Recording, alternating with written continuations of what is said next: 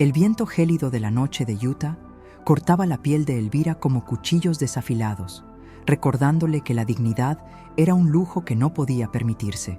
Sus manos, encallecidas por años de limpiar casas ajenas, apretaban las correas de una mochila raída. Atrás había dejado la ciudad, las miradas condescendientes y, peor aún, la deuda asfixiante que la muerte repentina de su esposo, Ramiro, no había hecho más que avivar. Ahora, a sus 30 y tantos años, Elvira no era más que una pieza desechada por el sistema financiero, una viuda cuyo único legado era una miseria y una amenaza latente. La luz débil de la luna plateaba el cementerio de chatarra donde había ido a parar. No era un refugio, sino una burla cruel. El único activo que Ramiro le había dejado era una vieja furgoneta Ford Econoline de 1978, bautizada por él con ironía como el Palacete.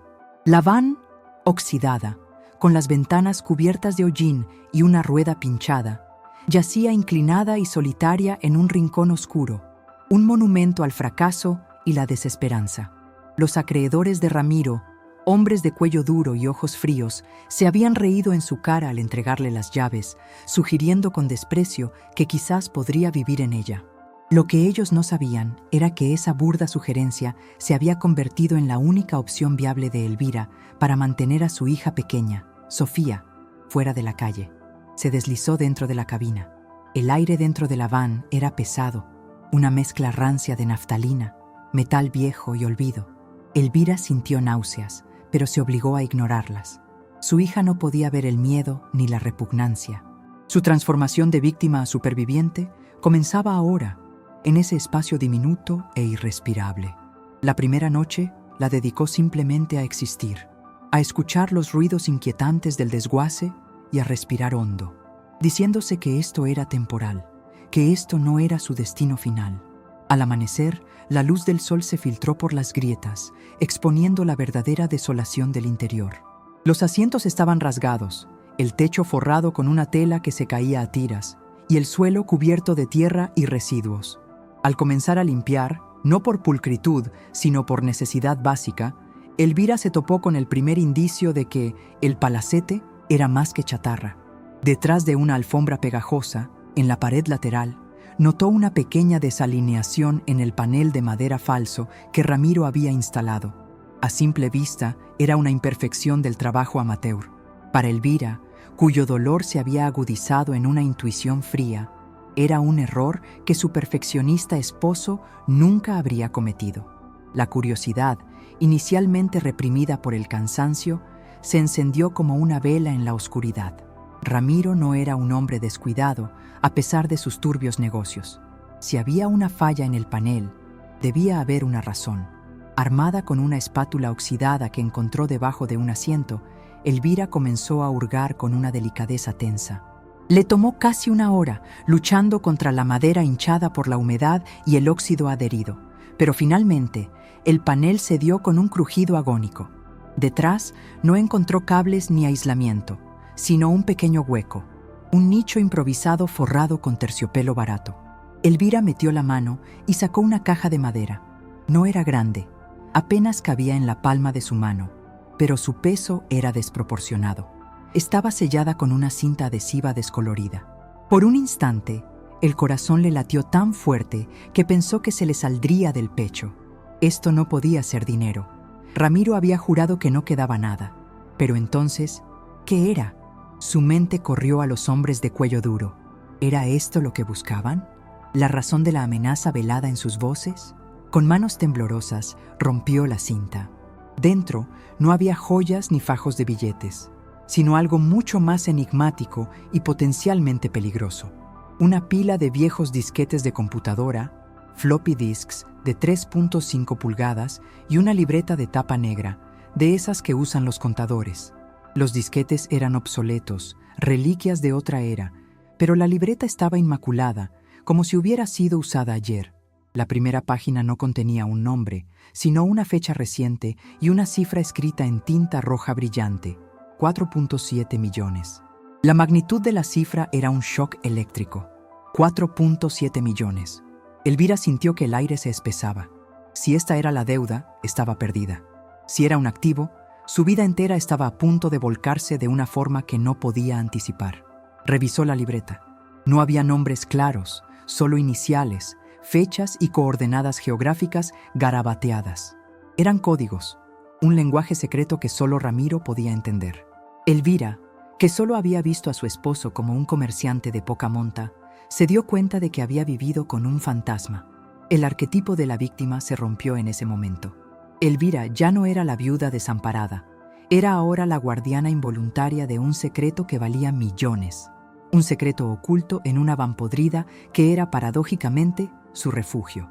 La necesidad de proteger a Sofía se fusionó con una sed de conocimiento. La incertidumbre sobre la naturaleza del contenido. ¿Era el botín que buscaban los acreedores? ¿Era la clave para su redención? La obligó a tomar una decisión rápida. No podía ir a la policía. Esa gente la había ignorado. No podía confiar en nadie. Su única aliada era esa furgoneta, y su única arma era la discreta libreta negra. La van de Ramiro, que había sido el símbolo de su miseria, se había transformado en un cuartel general secreto. Elvira guardó la caja con los disquetes y la libreta bajo su camisa y salió de la furgoneta. Necesitaba un lugar seguro, un dispositivo antiguo para leer los disquetes, y silencio. La van la había llevado al borde del abismo, pero dentro de ella, Ramiro le había dejado una hoja de ruta para salir. Una hoja de ruta codificada y peligrosa. Elvira miró el desguace, ahora con ojos de estratega. La venganza no era su motor, sino la supervivencia y la justicia silenciosa. Sabía que los hombres de cuello duro no tardarían en regresar. La cacería acababa de empezar, y la viuda era ahora la cazadora. Elvira sabía que la supervivencia dependía de la discreción. La libreta de Ramiro ardía bajo su ropa como una brasa peligrosa. Decidió no abandonar la van por completo, sino integrarse en el paisaje del desguace, mimetizándose con los vagabundos y los recolectores de chatarra que a menudo rondaban el lugar. Se dedicó a una limpieza metódica de la furgoneta, pero no como ama de casa, sino como arqueóloga forense. Cada rasguño, cada mancha, cada objeto olvidado era ahora una posible pista. El miedo se había transformado en una adrenalina fría que la mantenía alerta, sus sentidos amplificados por el riesgo. Su primer objetivo era descifrar el contenido de los disquetes. Para eso, necesitaba dos cosas: un lugar seguro y un equipo obsoleto. Elvira recordó un viejo cibercafé en un barrio industrial alejado, regentado por un anciano que parecía haber congelado el tiempo. Hizo el viaje a pie, con Sofía durmiendo en un portabebés improvisado, el peso de la libreta asegurado. En el cibercafé le costó casi una hora convencer al dueño, don Mateo, de que le alquilara una computadora vieja con una unidad de disquete funcional. Tuvo que mentir sobre un proyecto escolar retro para su hija. La mentira era fácil, el nerviosismo era lo difícil de controlar. Con la privacidad de un cubículo polvoriento, Elvira insertó el primer disquete. La pantalla parpadeó y después de un molesto pitido, apareció una ventana con una contraseña. Un muro digital. Elvira sintió un golpe en el estómago. Ramiro siempre había sido meticuloso. No había dejado nada al azar. Pensó en él, en su humor oscuro, en los pequeños hábitos que él creía insignificantes. Elvira probó el cumpleaños de Sofía, su propia fecha de aniversario, el nombre de su primer perro. Nada. Luego recordó una frase críptica que Ramiro solía decir cuando se metía en problemas. La respuesta está en la fecha de la primera caída. La primera caída. Elvira abrió la libreta negra. La primera entrada de la cifra de 4.7 millones tenía una fecha asociada: 22/07/2019. Con dedos que sudaban, tecleó la fecha en el formato americano que Ramiro usaba para sus códigos: 07C22DC19. El sistema aceptó la clave con un zumbido satisfactorio. La pantalla se llenó de nombres de archivo crípticos: Proyecto Alpha Final, TUN XLS, Socios, Pagaré, TUN PDF, y lo más interesante, Registro, Ubicaciones, Beta.doc. Abrió el último archivo. No era un documento financiero, sino una lista de direcciones, todas ellas tan extrañas o desoladas como el desguace. Una casa torcida, abandonada en Nevada, un muelle seco en la costa de Oregón y una cueva del murciélago, cerca de la frontera con México. Junto a cada ubicación había un nombre o un apodo y una cifra. La suma de esas cifras era, exactamente, 4.7 millones. Elvira comprendió. La libreta no era la deuda, sino el mapa. Ramiro no había huido con el dinero. Lo había fragmentado y dispersado en lugares bizarros y olvidados para mantenerlo seguro, o quizás para mantenerlo lejos de los socios. La furgoneta, el palacete, no era un pago.